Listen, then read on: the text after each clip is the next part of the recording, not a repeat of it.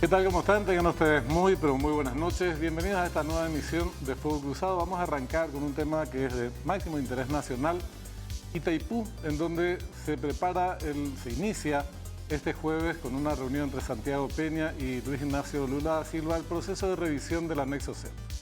¿Qué significa eso? En paralelo se está discutiendo también la tarifa, el presupuesto para el año 2024 y qué implicancias tiene lo uno y lo otro.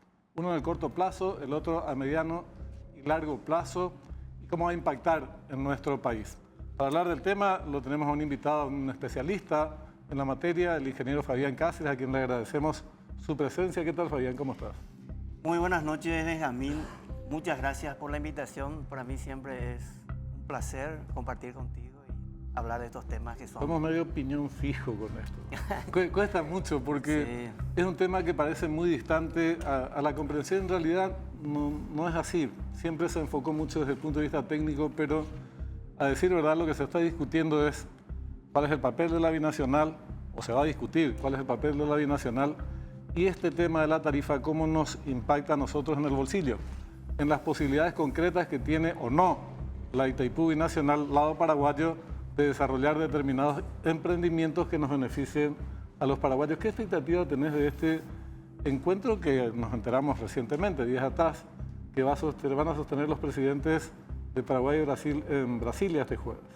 Yo creo muy importante, un paso muy interesante, muy importante, que los dos presidentes arranquen con estas conversaciones que son de trascendental, o sea, que son de importancia enorme, tanto para Brasil como para Paraguay. Una reunión donde van a participar también las altas partes.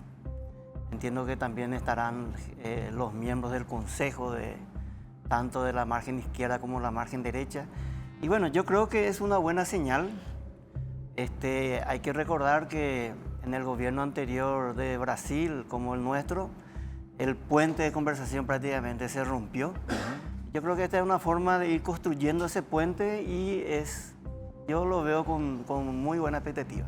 Sabes que yo creo que tenemos la mejor posibilidad de hacer un buen acuerdo con Brasil, también beneficioso para ellos. Ellos no van a suscribir nada que vaya en contra de sus intereses. Lógicamente no sería lógico pretender algo así, pero es la coyuntura política propicia para que Paraguay pueda reivindicar derechos que le fueron postergados durante mucho tiempo y particularmente en el último periodo de gobierno que tuvo Brasil con Bolsonaro, y acá que teníamos un gobierno que no mostraba la menor disposición a hacer una defensa de los intereses nacionales. Ahora, lo que preocupa un tanto, no voy a hablar en plural, a mí en particular, sí, es que todavía no conocemos una hoja de ruta que proponga el gobierno de cara a un tema que es de tanta relevancia, de tanta trascendencia. ¿Vos creés que todavía es porque se maneja en forma reservada, no sé por qué, pues no nos estamos yendo a una guerra, o porque todavía de hecho no se tiene con claridad elaborada esa hoja de ruta? Sí, realmente yo espero que el mismo error que cometió el gobierno anterior no se vuelva a cometer. Es muy peligroso que no se divulgue los principales ejes de las conversaciones que se van a iniciar. Tarde o temprano nos vamos a enterar. Sería bueno que nos enteremos un poquito antes, de tal manera que se pueda ir generando una cadena positiva en torno a esta negociación. Es muy importante el apoyo de la ciudadanía. Yo creo que no hay que olvidarse de las experiencias negativas que tuvimos en el gobierno anterior cuando se intentó negociar algo totalmente a escondidas. Luego salió a la luz, se tuvo que volver atrás. Brasil volvió atrás en esa intención de imponer un acta que era totalmente contrario a los intereses nacionales. Y yo creo que eso también generó después una situación difícil de relacionamiento y el puente de comunicación se rompió. No hay que olvidarse, Benjamín, que el gobierno intentó a última hora bajar algunas posiciones referente a la tarifa. El gobierno del señor Mario Abdo intentó reuniones con Bolsonaro y Bolsonaro ya no la atendió. Entonces, yo creo que es un buen paso lo que se está dando, pero también es muy importante saber un poquito hacia qué objetivo o qué ejes. Recién mencionaste algo que para mí es fundamental. Lo primero que se tiene que revisar ahora mismo es el presupuesto 2024. Detrás del presupuesto 2024 vamos a ver cuánto de gastos sociales vamos a disponer. Vamos a ver la tarifa, cómo va a quedar la tarifa. Esta tarifa que actualmente está, que es fruto de una... 16,71. 16,71, ¿verdad? Desde la tarifa inicial de 22,6 del año 2021, 19,5%, esa tarifa ya bajó, ya se redujo. Hay que recordar que en febrero de este año se pagaron los últimos 150 millones de dólares, con lo cual ya se honró la deuda. Itaipú ya no tiene cargas financieras por la construcción. Entonces esa tarifa, si se aplica tal cual como está el anexo C, puede bajar a 10 dólares, ¿verdad? ¿A quiénes le interesa eso, que baje la tarifa? Yo creo que hay 4 actores principales detrás de la tarifa. Uno es ENPAR, que es la representante brasilera, el otro es el gobierno brasilero, el otro es el gobierno paraguayo y el otro es la ANDE. ¿A quiénes le interesa que baje la tarifa? A la ANDE, a ENPAR y al gobierno brasilero. A la ANDE porque su situación financiera está difícil y, por supuesto, el material principal que vende, que es la energía, que representa más del 45% de sus costos, si baja le favorece. ¿A quién no le conviene? A Paraguay. Pero es por una situación coyuntural, como Brasil está llevando el 82% de la potencia garantizada y Paraguay tan solo el 18%, mientras ocurra esa asimetría, a Paraguay le conviene que esa tarifa sea lo más alto posible, porque ellos van a pagar el 82%, nosotros el 18%, y nos repartimos en partes iguales esos beneficios. Entonces yo creo que el primer round, como se dice, va a ser el presupuesto 2024. Entonces, separemos un poco para que la gente, no confundir a la gente. Está el presupuesto 2024 y vinculado al presupuesto, desde luego, la tarifa que va a regir en el año 2024, que, como decía Fabián, había bajado en 2 oportunidades. Arrancó con 21,60 y ahora está en 16,71, en perjuicio de los intereses paraguayos, por cierto. Y el anexo C por el otro lado. Así mismo. Son 2 cosas que están relacionadas, pero son distintas. Esta reunión de Brasilia, del jueves que viene, ¿vos crees que es una definición general para poner en marcha el proceso de revisión del anexo C o este tema de decir, bueno, ¿cómo hacemos con la tarifa para el año 2024? Yo creo que los 2 aspectos se van a tratar. Hay algo que es urgente. El presupuesto 2024, a eso está relacionado, así como lo dijiste, está la tarifa, de allí va a salir la tarifa, y teniendo la tarifa, la ANDE va a poder establecer los niveles de contrato que va a asumir para el 2024. O sea que esto se tiene que resolver ahora, no hay tiempo que perder. Yo creo que la experiencia de los últimos 2 años, donde cada país o cada margen arrancó con una tarifa provisoria y posteriormente acordado una tarifa intermedia, bien intermedia, como se dice, de cierta manera no le beneficia a los 2. Entonces yo creo que ahora lo principal es acordar ese presupuesto, la tarifa y los niveles de contratación. Y ya dejar sentadas las bases de conversación para la revisión del anexo, porque la revisión del anexo contemplan otros es un proceso bastante más largo también. Ese es un proceso que quiero comentarte, que vamos a ver un poco los últimos procesos de aprobación de notas reversales. La última nota reversal que se aprobó con éxito fue aquella nota reversal entre el gobierno de Lula y Lugo, donde se triplicó el beneficio por cesión de energía. ¿Cuánto tiempo llevó eso? 2 años, 6 meses, entre el año 2009 y 2012. Claro. Cuando eso, Lula tenía un buen control.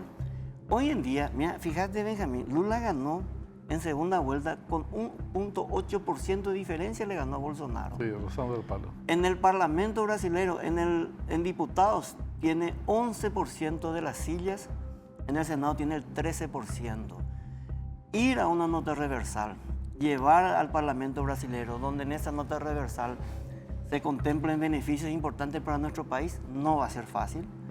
Hay una nota reversal del 2021 para verificación de las cuentas de Itaipú, ¿verdad? Eso se iniciaron las conversaciones en el 2015.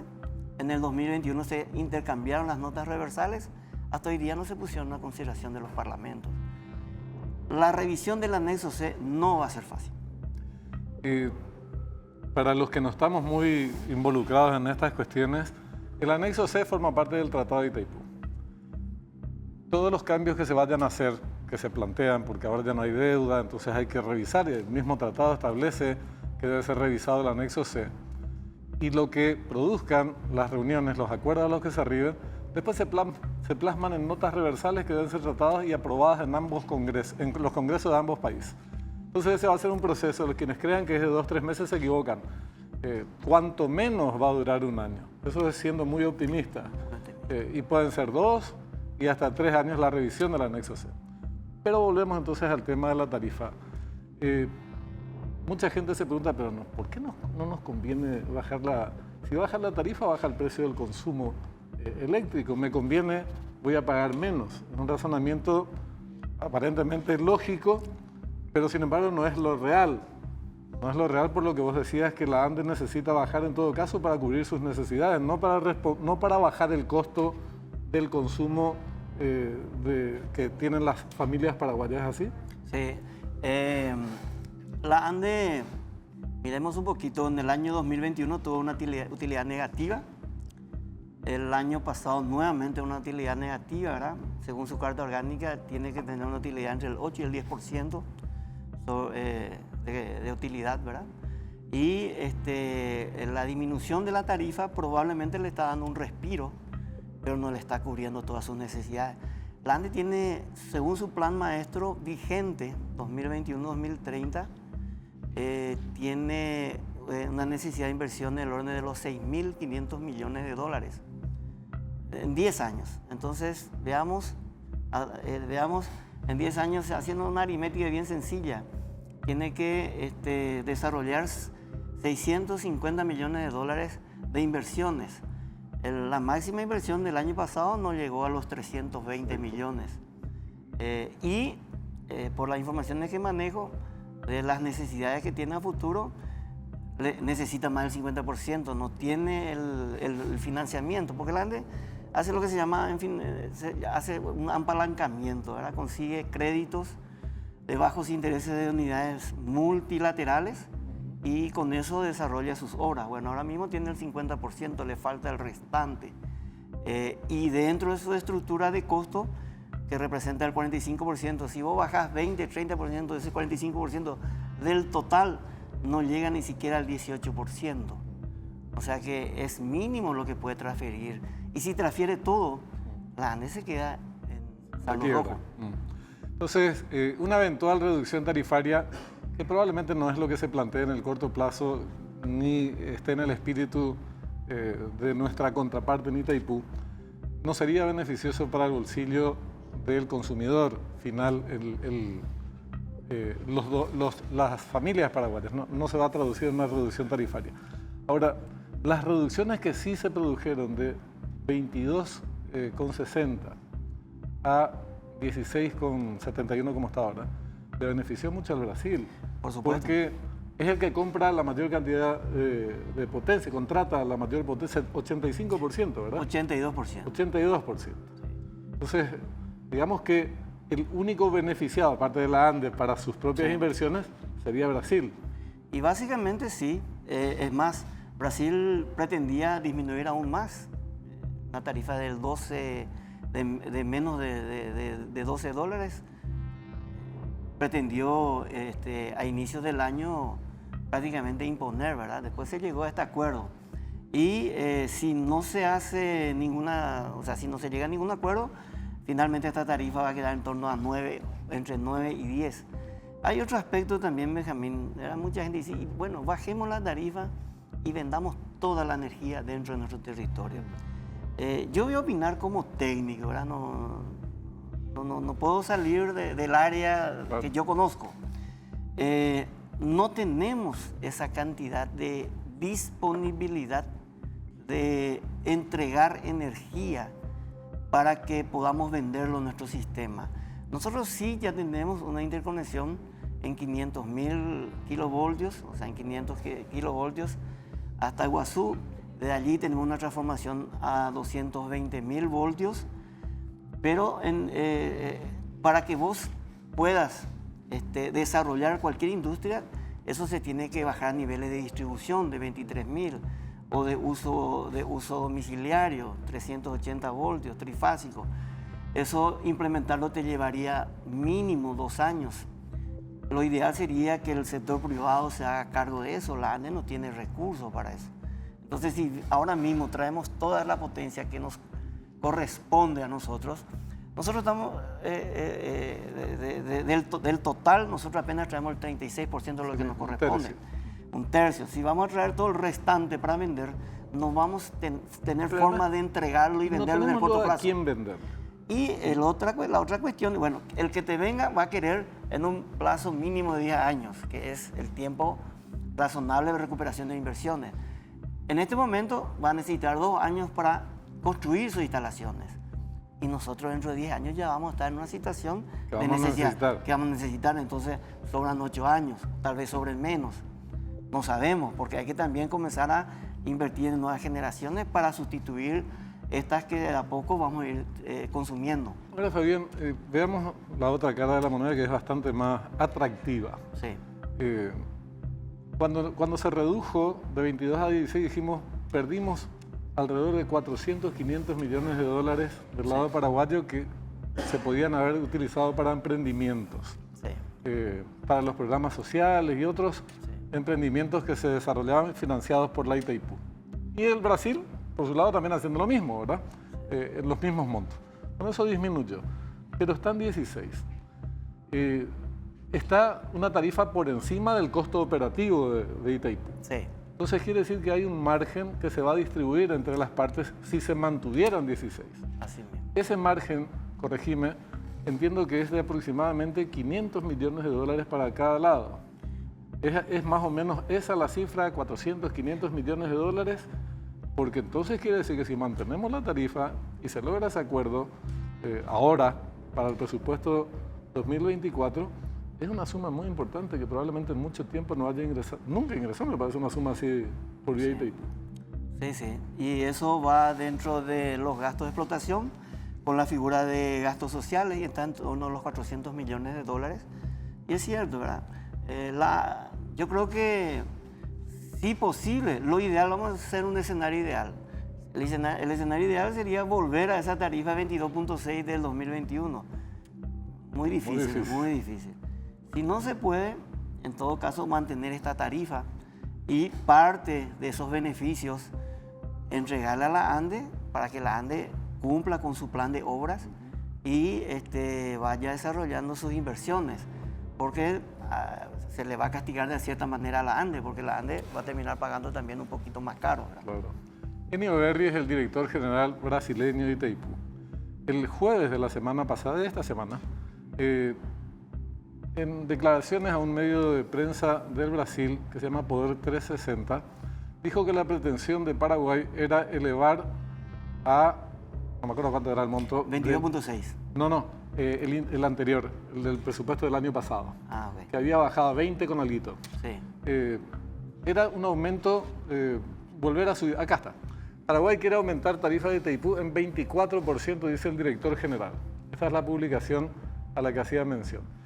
Y dice Berri, esta es la intención de Paraguay porque consumen poco, compran poco y venden el resto al mercado, se le vende contrata para Brasil. Pero nosotros tenemos el interés opuesto. Nosotros no tenemos ningún interés en que vuelva a subir la tarifa. Por eso es probable, lamentablemente esto nos tenemos que enterar a través de la prensa brasileña, es muy probable que lo máximo que se obtenga es mantener la tarifa actual, que de todas formas no sería un mal negocio, ¿verdad? Yo creo que no. Lo que aquí estamos viendo en esta publicación no es nada nuevo. Paraguay, en el gobierno anterior, lastimosamente muy a última hora, propuso mantener la tarifa del 2021, después mantener la tarifa del 2022, cosa que no fue logrando, ¿verdad? Las tarifas continuaron bajando. Y así como te dije al comienzo, A Brasil y a ENPAR le conviene y les interesa que esa tarifa baje. La interpretación del anexo C tal cual como está hoy en día, indefectiblemente puede hacer que baje esa tarifa. Quiere decir que mientras no se revise el anexo C, el status quo le favorece a Brasil y el tiempo va pasando y ese beneficio se va prolongando para ellos.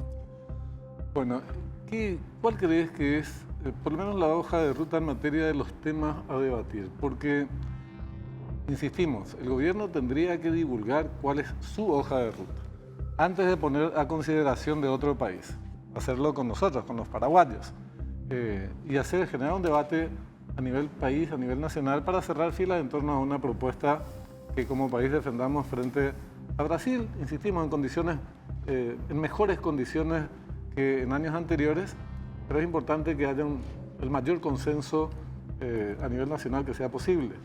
¿Cuáles crees que son los temas que deben estar en esa agenda y ante los cuales el gobierno debería tomar una posición? Y bueno, ahora tiene dos temas que sí o sí tienen que revisar.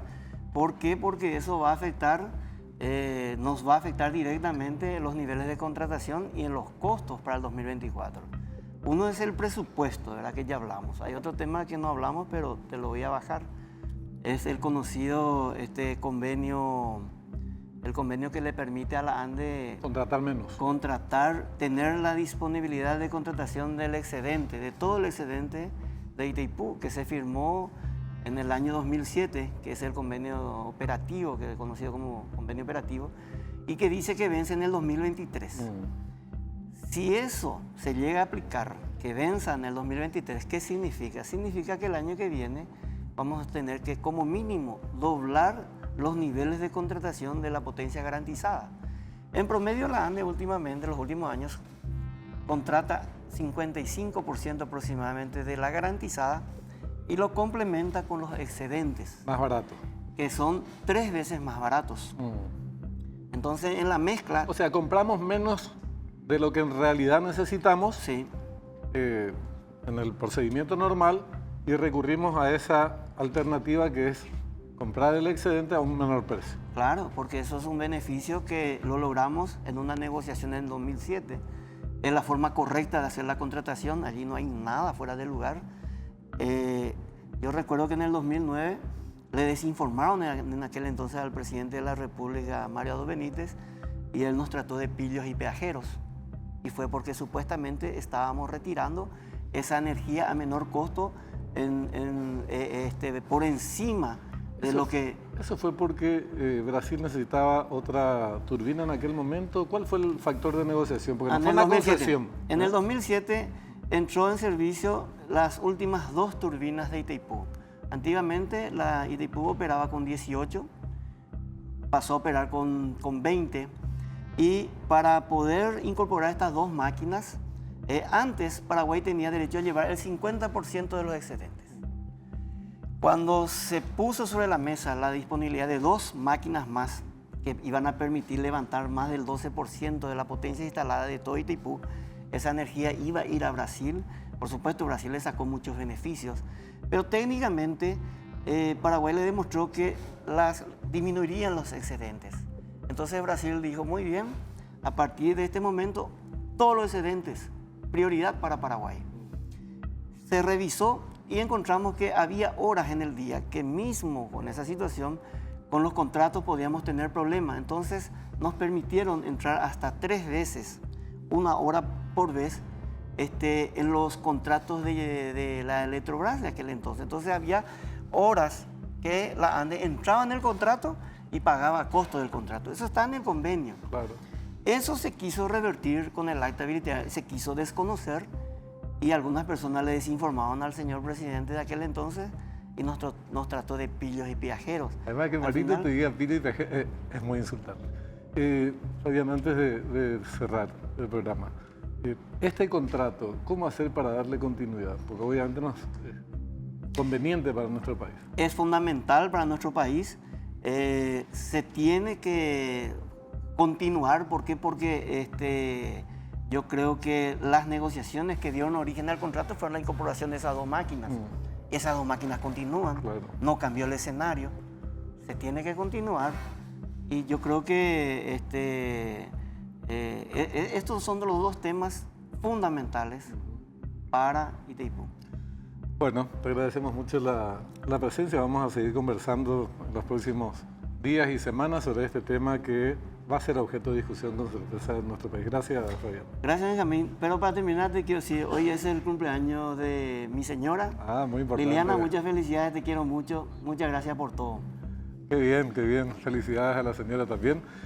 Antes de pasar a la pausa, y ya venimos con otro bloque sobre un tema también muy importante, es importante, hablando de importancia, que el gobierno divulgue cuál es la hoja de ruta. No importa que no hayan definiciones con muchos detalles y precisiones, pero sí los objetivos políticos generales y en particular con respecto a este tema de la tarifa.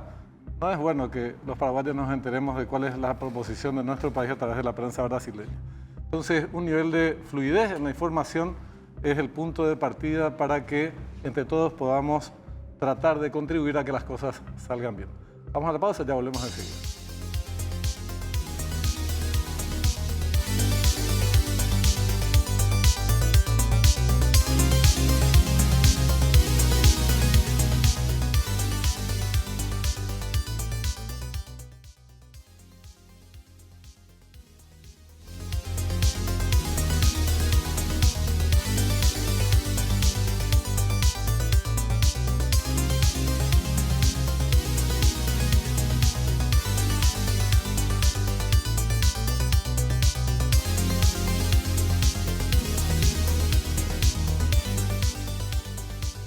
Estamos de vuelta, segundo bloque de Fuego Cruzado, y vamos a hablar ahora en este bloque de corrupción, un tema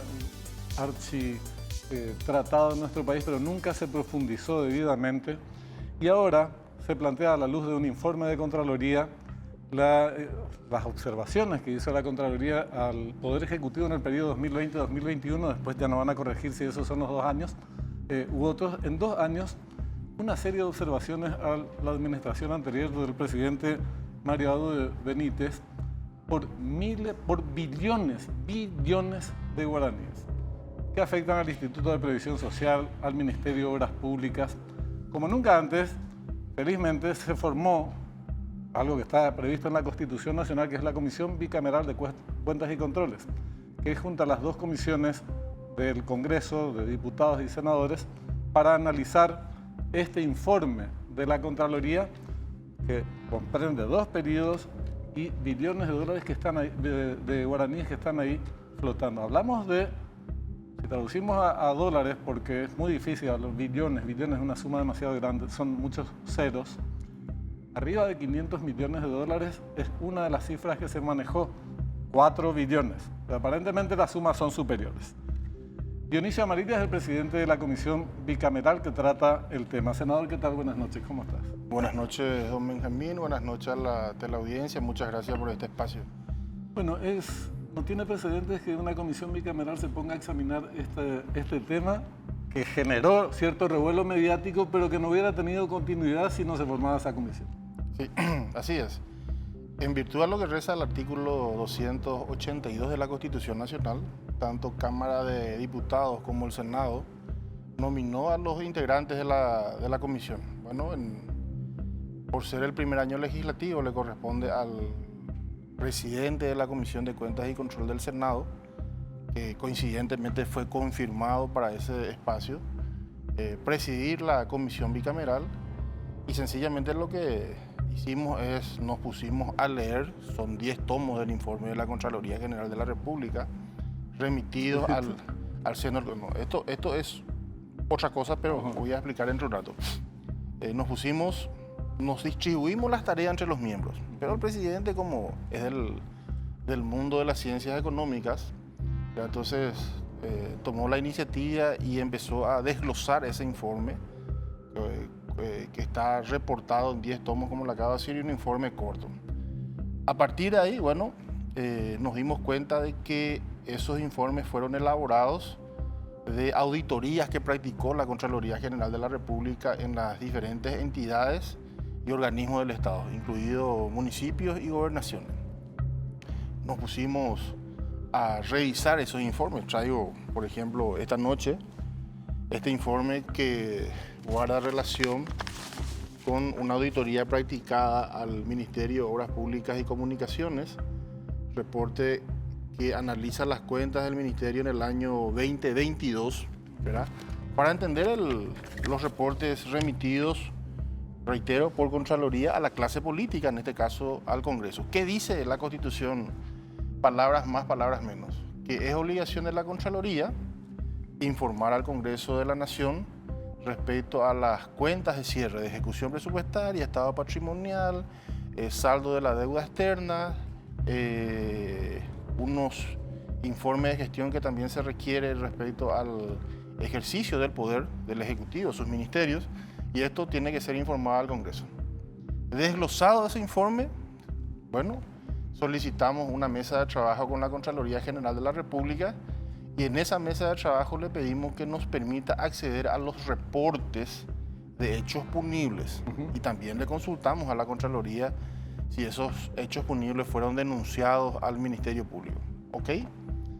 Confirmamos que nuestra interpretación del informe remitido al Congreso de la Nación era la correcta, porque ustedes vieron que el jueves pasado quisimos tener la presencia del expresidente del Instituto de Previsión Social, Vicente Bataglia. Sí, el doctor Bataglia, Vicente, quien ya esa mañana remitió una nota excusándose de no participar porque la causa ya está denunciada en el Ministerio Público. Nos llamó poderosamente la atención porque tenía la oportunidad magnífica de explicarnos, por lo menos de manera somera, su visión sobre el reporte de la Contraloría General de la República. Eso nos permitió, a su vez, conversar con los auditores de la Contraloría, en realidad con los directores generales de cada área partícipe de la elaboración de estos informes, confirmando esos hechos punibles. Ustedes saben que en el IPS la denuncia orilla los 1.7 billones de guaraníes, que son en dólares más de 230 millones de dólares aproximadamente, que es lo que se le objeta a la gestión Bataglia, ¿verdad? Vinculada a bienes que no fueron identificados, medicamentos que no fueron identificados. ¿Durante toda su presidencia es eso? Estamos hablando solamente del informe del año 2022. Este trabajo tiene que ser realizado anualmente por esta comisión bicameral. El periodo de tiempo que se le asigna a la comisión nomás es muy breve, son 45 días que reglamentada la Constitución Nacional, el artículo 82, en tanto la Ley de Administración Financiera y una modificatoria de esta le da 45 días al Congreso para aprobar u objetar, u observar o hacer alguna salvedad respecto al informe de la Contraloría. Es un tiempo honestamente muy breve. Pero un paréntesis nomás, porque yo hablé de 2 años. Este informe de la Contraloría, donde se habla de billones de guaraníes que están observados por la Contraloría, ¿es del año 2022? Sí, señor. Solamente guarda 2022. relación con auditorías practicadas mayoritariamente en el año 2022.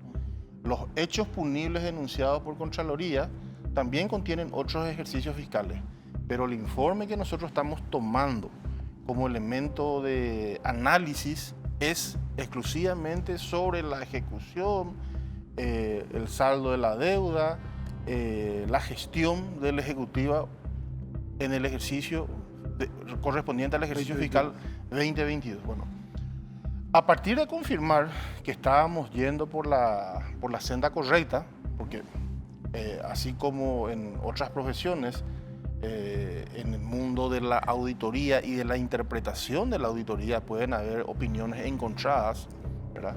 Entonces, reitero, solicitamos el concurso del Contralor, que justo ese día tenía un congreso, caramba. No pudimos contar con su presencia, pero vinieron sus directores generales y confirmamos de que la interpretación que estaba haciendo este órgano político del informe técnico con Contraloría era el correcto. A partir de ahí, entonces, nos propusimos entre los miembros ampliar nuestro análisis. Hoy estamos analizando los reportes de auditoría del Ministerio de Obras Públicas y Comunicaciones. También estamos haciendo el mismo análisis respecto a Petropar. Nota mediante, le requerimos al Contralor que nos informe oficialmente si ya se hicieron denuncias ante el Ministerio Público sobre hechos punibles que pudieron haberse dado al interior de estas instituciones, ¿verdad? Porque los hechos más relevantes se dan amén del IPS, en el MOPC, en Petropar, en INC, en educación, en DINAC, y creo que por ahí hay más. Hay algunas gobernaciones también que tienen observaciones, varios municipios. Bueno, finalmente la intención es que también la Contraloría reciba alguna sugerencia de parte nuestra. Por ejemplo, le manifestamos a la gente de Contraloría que algunos hechos denunciados como punibles desde el ente Contralor y que afectan al Instituto de Previsión Social no forman parte de los materiales que nos remitieron al Congreso. Están denunciados, pero no están en el informe. No están en el informe al Congreso. Ellos aluden de que hay unos protocolos internacionales, unas normas internacionales de auditoría, ¿verdad?, que establecen parámetros, ¿verdad?, para darle cierta ponderación a esos informes. Nosotros creemos de que puede ser mejorado en la elaboración ese material de manera tal a que la gente pueda darle seguimiento y por sobre todas las cosas se interese en la lectura, ¿verdad? Entonces, estamos aprovechando esta responsabilidad que recayera en el equipo que está trabajando en revisar el informe también para quitar de la mesa de trabajo, que de hecho va a continuar bajo la misma metodología, una suerte de vínculo interinstitucional entre Contraloría y el Congreso. Contraloría que tiene como materia concreta efectuar controles a la administración pública, y el Congreso que también dentro de su naturaleza, además de legislar, tiene como misión efectuar un control a la gestión del Ejecutivo y por sobre todas las cosas a todas aquellas instituciones que manejan fondos públicos. Entonces, para nosotros, esa cifra que la Contraloría informara inicialmente de 3.2 billones de guaraníes puede terminar quedando corta. Solamente en lo que respecta al Ministerio de Obras Públicas y Comunicaciones, por ejemplo, si la Cámara me puede ayudar, voy a explicar sucintamente esto porque el tiempo en televisión es oro. Acá figura el punto número 9. En el punto número 9 se informa que el Ministerio de Obras Públicas y Comunicaciones tiene por descargar en el balance institucional una cuenta denominada Obras Civiles en Ejecución. En ese punto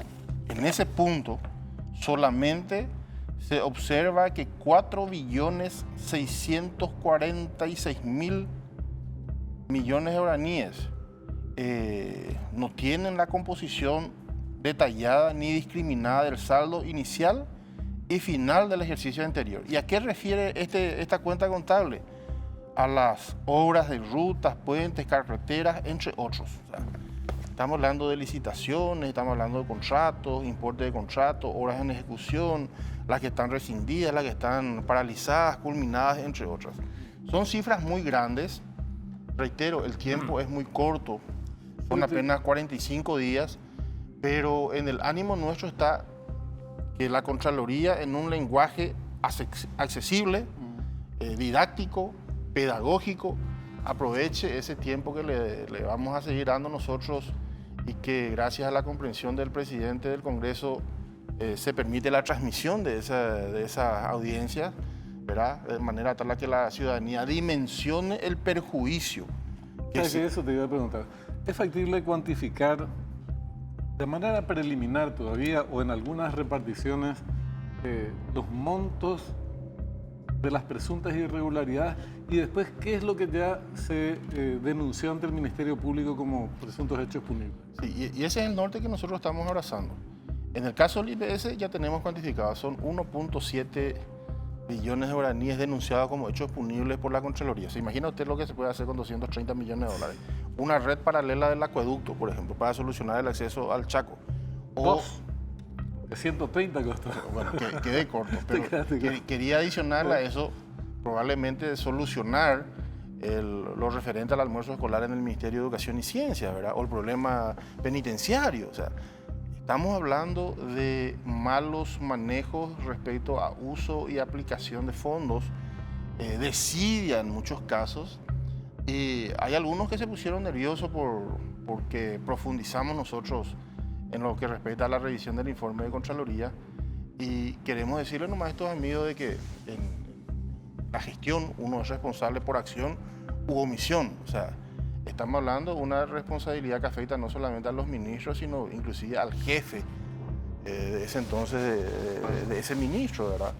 Y queremos, por sobre todas las cosas, sentar un precedente desde la Comisión Bicameral de Cuentas y Control, ¿verdad? Para que otras comisiones que vengan más adelante, ¿verdad? No solamente tengan como parámetro de revisión del trabajo que estamos haciendo, sino que profundicen, mejoren y por sobre todas las cosas adviertan inclusive que el Congreso de la Nación, como nunca haya sido en la Constitución de 1992, ¿verdad? Recibió instrucciones, pero relevantes como esta, que está estipulada en el artículo 282, que es concordante con el artículo 3º de la Constitución Nacional, pero en donde se le da la posibilidad de controlarle al otro órgano de control. Porque la gente muchas veces dice, y bueno, ¿quién controla la Contraloría? Bueno, es el Congreso de la Nación. Nosotros vamos a procurar que esta comisión se establezca de manera permanente,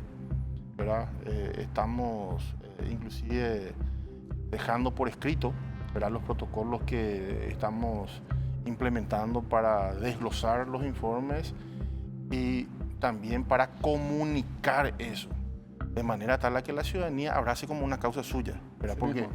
no queremos que esto vaya a dormir al sueño de los justos ni en el Ministerio Público, y mucho menos aquellos hechos que están siendo investigados aún por la Contraloría tenga la parsimonia como coadyuvante de su gestión. ¿Por qué nos enteramos nosotros, don Benjamín? Que la Contraloría General de la República va a los entes, notifica previamente que se realizarán informes de auditoría financiera o fiscalizaciones especiales inmediatas, ¿verdad? Y iniciada la auditoría, después elabora su informe. En el proceso le da inclusive la posibilidad al ente auditado que efectúen sus descargos antes de realizar el primer informe de auditoría. Posteriormente, si el funcionario no colabora o existen ya algunos indicios de hechos punibles, ¿verdad?, eso se asienta en el informe que va al ente para que haga su descargo. Realizado el descargo por el ente, ¿verdad?, la Contraloría termina ratificándose en su informe o termina aceptando el descargo de la entidad. De no ser satisfactorio el descargo, entonces pasa a la dirección jurídica de la propia Contraloría, donde de vuelta se instala una mesa de trabajo con los auditores que hicieron la auditoría en el ente fiscalizado, y después de un tiempo determinado, si los auditores reafirman su convicción de haber encontrado irregularidades, esto es denunciado al Ministerio Público. Pero también por la dinámica, por el trabajo, por la naturaleza de la Contraloría, estos auditores entregan un informe y generalmente terminan siendo de vuelta designados para otras auditorías. Entonces hay una suerte de rezago entre la denuncia del hecho punible y el hecho punible mismo ocurrido. Le dijimos nosotros a la Contraloría que cuando, por la cuantía de los montos, ¿verdad?, no puede ser relativizado el hecho punible detectado, ese auditor tendría que estar inclusive casi blindado, protegido y por sobre todas las cosas, principalmente abocado, ¿verdad?, a resolver o a que culmine la labor de la instancia forense de la Contraloría. Ellos creo que en ese sentido terminaron reconociendo de que, bueno, en primer lugar terminaron peticionando más recursos, ¿verdad?, porque ellos necesitan más recursos, pero también terminaron reconociendo de que es posible trabajar de esa manera, porque lo que nos preocupa es que se mezclen un poco las cifras. No es lo mismo denunciar que se mal utilizaron 5 millones de guaraníes en combustible que decir faltan 9.500 equipos. Y no es lo mismo cuantificar 9.500 equipos que totalizan 500.000 millones de guaraníes, ¿verdad?, que decir se mal utilizó 25 millones de combustible. Entonces, también dentro de los criterios que creemos que la Contraloría General de la República tiene que observar para los siguientes reportes es que al legislador se le debe informar con el lenguaje más pedagógico y didáctico posible, pero también determinando la peculiaridad de los hechos punibles. Y se pueden preparar, pero sin ningún problema, reportes en donde de mayor a menor se vayan destacando los hechos punibles, independientemente de la nomenclatura y del clasificador contable y presupuestario al cual estamos acostumbrando. O sea, es una tarea titánica. Demasiado. Es una tarea Además, exigente. te sepultan cuando los informes son tan extensos y llenos de componentes técnicos, evidentemente desalienta la lectura, no solamente de los parlamentarios, de la prensa, de todo el mundo, y se pierden estos informes. Todo esto que es, por ejemplo. Esta es una auditoría practicada al Ministerio de Obras Públicas y Comunicaciones, de reportes como estos. Fíjese, este reporte, esta auditoría practicada al Ministerio de Obras Públicas y Comunicaciones contiene de 222 páginas. De este reporte, ¿verdad?, la dirección jurídica termina determinando cuáles observaciones son pasibles de denuncias como hechos punibles. Bueno, entre este informe y la determinación por la oficina forense dependiente de la dirección jurídica, pueden pasar 1 o 2 años inclusive. Y es lo que nosotros queremos combatir, porque yo bajé al terreno para interiorizarme cómo es lo que funciona esto, ¿verdad? Y de este informe, la denuncia del hecho punible y el inicio de la investigación de la Fiscalía, ya puede darse la prescripción de los hechos. Claro. Entonces, que es a lo que apuestan mucho, ¿verdad? La dinámica de la investigación, la dinámica de la denuncia y la dinámica de la ratificación de los hechos punibles es lo que nosotros creemos que tiene que ser acortada. O sea, la frecuencia de los encuentros entre el director jurídico, su órgano forense y los auditores que estudió en el campo tiene que ser intensificada. Tiene que ser intensificada y, bueno, ya queda en manos de esa instancia hacer los ajustes pertinentes. Mencionabas recién, yo no recuerdo honestamente, por eso te pregunto, ¿en algún momento se discutió declarar imprescriptibles los delitos contra el patrimonio público? El patrimonio público. ¿Eso se llegó a sancionar? ¿No se sancionó? ¿Quedó por el camino? ¿Qué pasó? No hay en ese aspecto normativa que declare imprescriptibilidad los delitos contra el patrimonio público. Debería ser, ¿verdad? Y deberíamos de estudiar eso, por supuesto, porque si la Contraloría General de la República, a pesar de tener un presupuesto limitado, a pesar de tener limitaciones en recursos humanos, a pesar de tener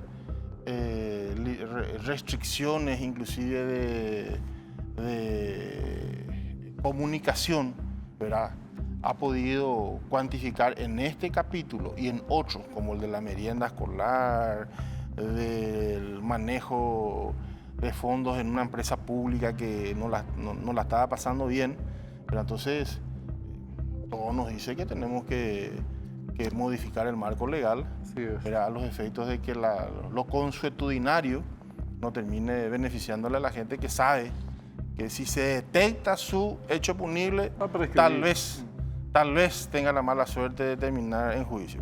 Pero la tendencia es que termina prescribiendo.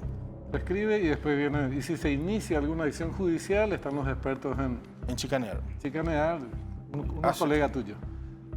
Hacer cajonear en la corte, etc. Ahora, hay una cuestión, vos mencionabas el IPS y también después señalaste el caso Obras Públicas. Y realmente es muy preocupante porque uno es de los asegurados, el otro es del Estado. Obras Públicas destinó muchísimos recursos durante el gobierno anterior y ahora, por ejemplo, está en discusión un proyecto en el Congreso para saldar deudas por, no sé, 300, 400 millones de dólares a las vialeras, a las empresas viales, que están en el marco, en las generales de la ley, digo, a los fines de constatar si se hicieron bien las cosas, cómo había que hacerlas, si las deudas son los que se reclaman, si corresponde pagar esos montos u otros.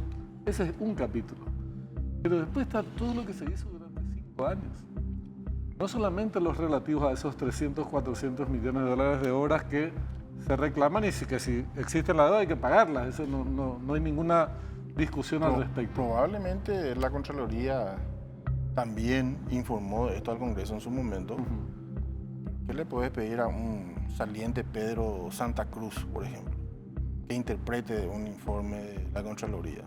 Es un neófito en ese campo. Él era el presidente de la Comisión de Cuentas y Control. La Comisión de Cuentas y Control, un neófito en ese campo. O sea, ahí era un prepotente beneficiado por la cercanía con el gobierno saliente, de la mano de una senadora muy influyente en su momento, ¿verdad? Entonces, situaciones como esas son las que terminan finalmente sumando de méritos que afectan la imagen del Congreso. En nuestro caso, nosotros desde el inicio le dijimos a los compañeros que están en la comisión bicameral que nada de lo que esté en el libro será encubierto.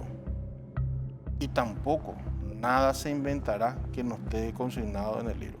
Por el camino, le reitero, descubrimos que hechos punibles que denunció la Contraloría en lo que respecta al Instituto de Previsión Social no están en el libro. Y se los reclamamos también al Contralor. Claro. O sea, a los funcionarios que vinieron de Contraloría. Por la sencilla razón de que el Congreso debe saber todo. Porque finalmente el Congreso y el Ejecutivo, ¿verdad?, son las instancias que terminan asignando presupuesto público. Presupuesto que viene del aporte de los ciudadanos, ¿verdad? Carga que significa aportar una alícuota de las ganancias para que el Estado pueda prestar servicios. Entonces, es un ejercicio importante el que estamos haciendo. Reitero, tenemos muy poco tiempo, pero sí el compromiso de los integrantes de la comisión de profundizar lo más que se pueda y desglosar ese informe a los efectos de que los que tuvimos el honor de integrar esta comisión podamos informar a nuestras respectivas cámaras. Yo, en ese sentido, le estoy dando participación a todos los miembros para que los técnicos inclusive colaboren en hacerles interpretar el informe, porque lo importante para nosotros es que a partir de este ejercicio fiscal, ¿verdad?, otros colegas se integren en la comisión, porque no solamente pueden integrar el trabajo quienes fueron nominados por sus respectivas cámaras, también pueden participar en las sesiones de la comisión bicameral otros legisladores que estén interesados, ¿verdad? Y la idea es que al final del plazo que nos da el marco legal, que es el 22 de noviembre, bueno, se instalen las discusiones y esto gane terreno en el campo de la ciudadanía, porque se imaginan ustedes que la academia nomás, tenemos 9 universidades públicas. ¿Usted se imagina lo que ganaríamos como ciudadanía si una universidad se encarga de interpretar un tomo de este informe de Contraloría? O que en los bachilleratos técnicos contables de administración y vinculados al campo de las ciencias económicas y sociales, estos informes sean tomados como parámetros de análisis. O sea, nosotros no queremos quedarnos ni con el estrellato, ni con el unicato de elogios, ni mucho menos de críticas, ¿verdad? Sino queremos que la gente se apodere de estos informes, interprete, o estas organizaciones sin fines de lucro que dicen que están en contra de la corrupción, hagan suyo el informe y empiecen a desglosarlo, porque por la vía de los escraches estimulados nomás no se logró gran cosa. ¿Verdad? Te reitero, por la vía de los escraches estimulados nomás no se logró gran cosa.